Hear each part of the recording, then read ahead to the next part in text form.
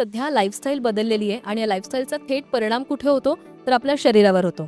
Obesity वाढत चाललेली आहे आणि त्यामुळेच त्याच अनुषंगाने प्रश्न असा की या लठ्ठपणाचा महिलांच्या आरोग्यावर कसा परिणाम होतोय? सध्या लठ्ठपणाचा म्हणजेच ओबेसिटीचा खूप इन्सिडन्स वाढला आहे आपल्या जगात. महिलांमध्ये एस्पेशली लाईफस्टाईल म्हणजे जीवनशैलीच्या चुकांमुळे आणि मेटाबॉलिझमच्या असंतुलनामुळे आणि एस्पेशली स्ट्रेसमुळे ओबेसिटीचं प्रमाण खूप वाढलेलं आहे. आणि ओबेसिटी हा एक आजार आहे.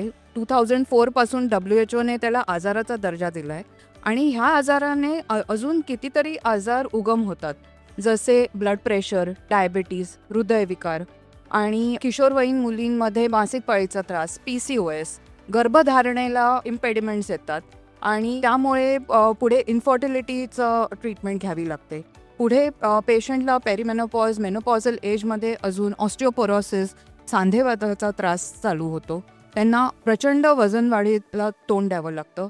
सर्वात महत्त्वाचं म्हणजे स्वतःचा आत्मविश्वास कमी होतो ओबेसिटीमुळे. त्यामुळे पेशंटला नैराश्य येतं, डिप्रेशन येऊ शकतं, अँक्झायटी होऊ शकते. असे बरेच आजार आजकालच्या महिलांना त्यांना तोंड द्यावं लागतं.